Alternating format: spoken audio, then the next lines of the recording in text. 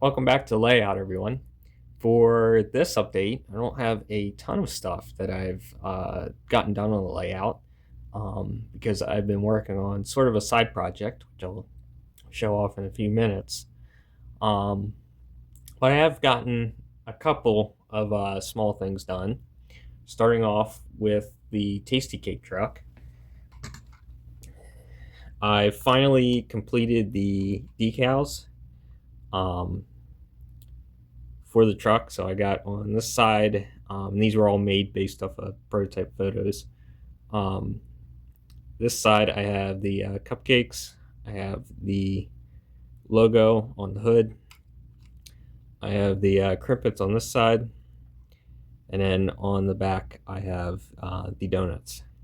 And those are all custom made decals that I printed myself.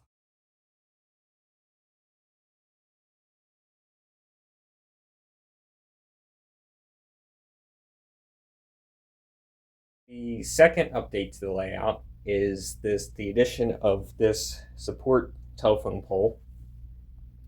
After I got done placing originally when I did telephone poles, I had one left over and I couldn't figure out why.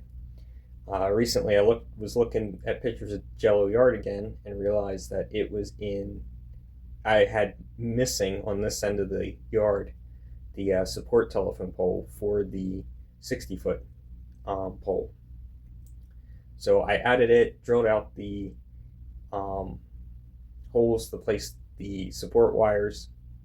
I have two support wires here, and then I have just like the prototype three support wires coming out on the other side, with two of those wires having the yellow guards on them.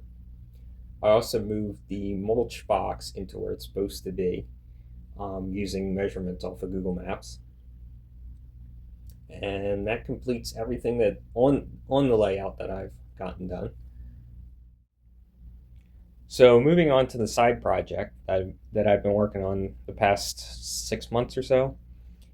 Um, Back in the summer, I realized two things. One was I need a small, easily movable photo diorama to take pictures of the completed cars on. And the second was there was some techniques and um, some just different style scenery that I wanted to try out, and I needed a something other than layout to do that on. So I started working on three different dioramas. This is the first. This is the only one that is in the completed or almost completed stage. I have two more. I have a yard and a mountain that I'm in the process of building. But anyway, this was the first one I got done, um, and all the pictures that I'll show of the weathered cars have been taken on this diorama. It's only about a foot and maybe 2 feet by 2 feet long. Um, I used Arizona Rock and Mineral ballast for the ballast part of the track. I used Woodland Scenic Talus for the bigger rocks. I painted the water and then sprayed the airbrush on the water line. After that, I poured Mod Podge to create the water. And other than the fact that it came out with bubbles, which I'm not going to be, in the future, I'm not going to be pouring it on. I do like the effect it created and how it looks. So I'll be brushing, when I go to do the river on the layout, I'll be brushing that on rather than the pouring that I did here. But just weathered the track, added a few bushes, and that's about it. Another addition to the layout was this Christmas present, which was a model train box.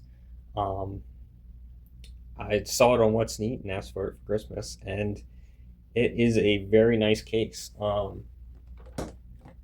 I ended up cutting up one of the foam blocks to use as spacers for the inside, but I'm very happy with how this has been holding my models. I've been moving a bunch of them recently, and so far none of them have been damaged, other than by my own causing. So um, if you're in a club and you transport models often, um, these are very nice to be able to just throw cars in and not have to worry about them getting damaged. And it's a nice, easy way to carry everything all at once. So, moving on to the rolling stock updates. This was a Bowser kit I was given, and I put it together back in October, I think. Um, got it put together. Realized that if you put it actually together with all the brake rigging underneath, that you can't run the car. So I had to, after completing the brake rigging, cut all of the, or at least a good portion of it, back off in order to have it free rolling. But that is now added to the roster of cabooses. So moving on to the freight car portion of the update. Um, I've added quite a number of cars over the past few months, either due to swapping work for models or just been gifted models, or some of these I have bought myself. So starting out with a Scale Trains CP coil car, I have a Intermountain MCP corn syrup car, a B&O Concours open hopper, a MX scrap gon, so I'll be removing the coal load out of that and beating that up quite a bit. CFX pressure flow, Atlas pressure flow hopper car, and Atlas CEFX patch out 4750, a Intermountain BNSF 2-bay hopper, a Scale Trains buffer BNSF buffer car, a Scale Trains TTX bulkhead flat car,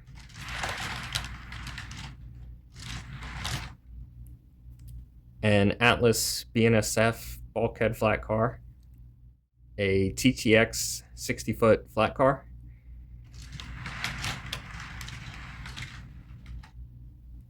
a B&O boxcar, and an Atlas Railbox boxcar. I also ordered several months back one of Heist ES&DT boxcar, AccuRail boxcars, and so I haven't decided how I'm going to weather this yet, but I've gotten some things added to it, like the safety striping. And on the opposite side, I printed out a interior, a full roof, sides, doors, and floor, and then glued, because it is an ES&D boxcar, glued the two ripped off doors to the inside.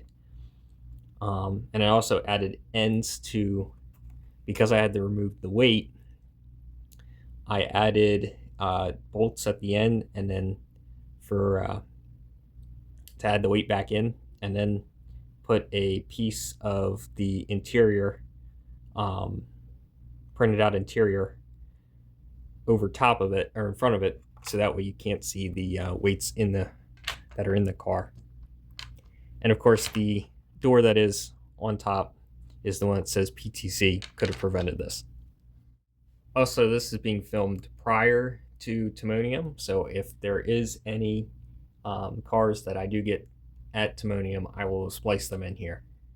So, post Timonium update, I did get two new cars. This J.M. Huber clay slurry, Athearn clay slurry car.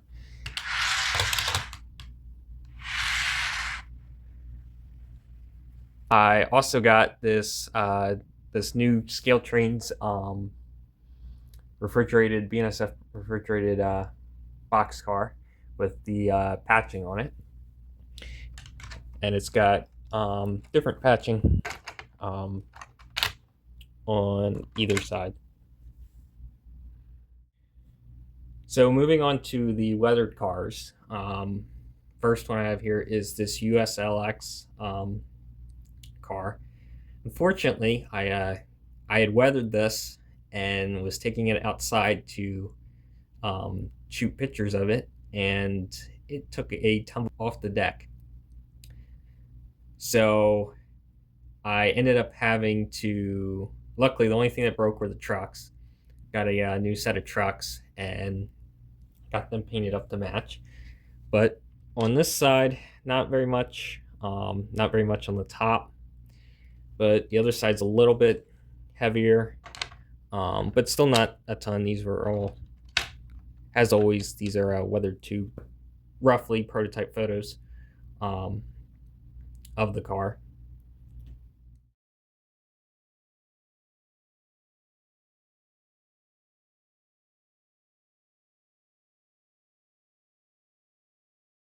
Next is this NAHX car.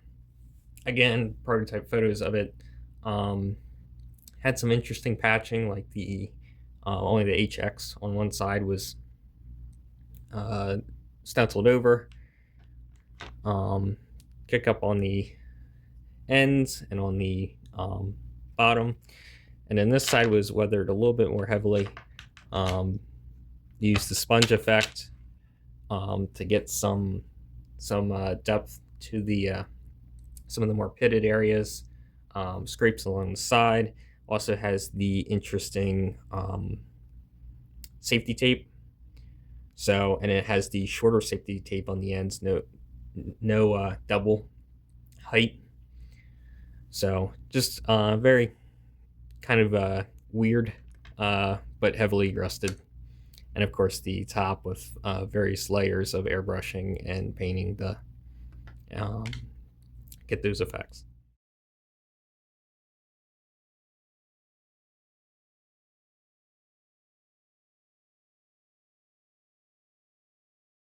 So next is this DM&E car from using prototype photos. These aren't very heavily weathered, just a lot of grime, not very rusty. Even the top, not the hatches or the hatch. Yeah, I guess the hatches. Very rusty, but the hatch covers very clean. And then on the opposite side, a little bit more rust. Some pitting down below, but overall not a very rusty car.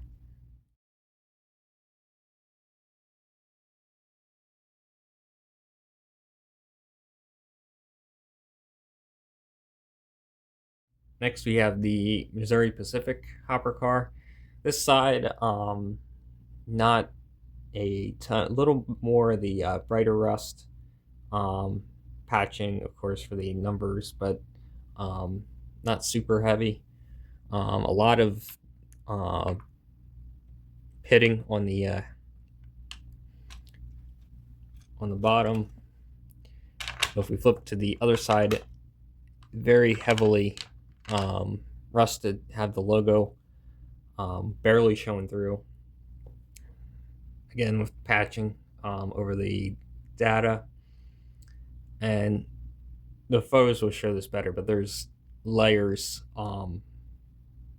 done with both airbrush and dry brushing, layers to the rust.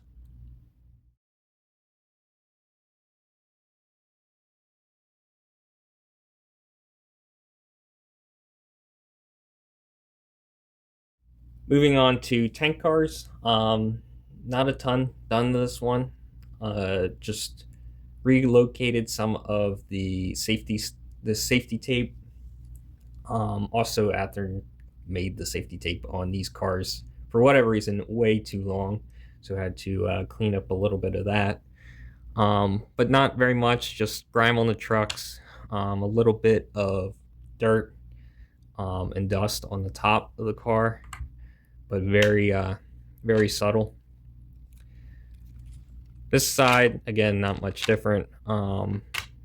Moved safety tape, added. It's very difficult to see, but there is a small patch on top.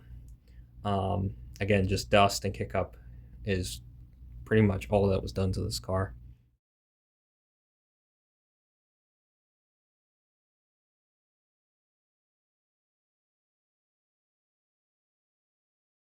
And the final car that I have gotten done is this Cargill corn syrup car.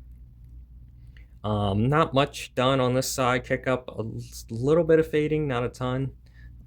Preserving the Cargill logo, and then of course kick up on the end.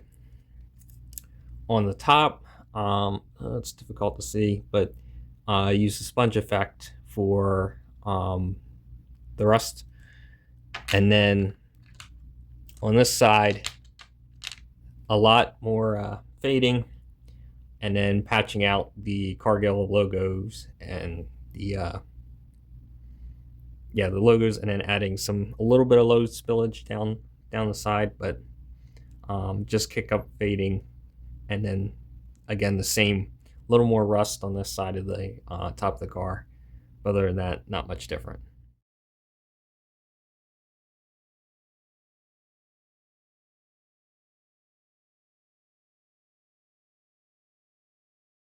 So that'll conclude this month's update.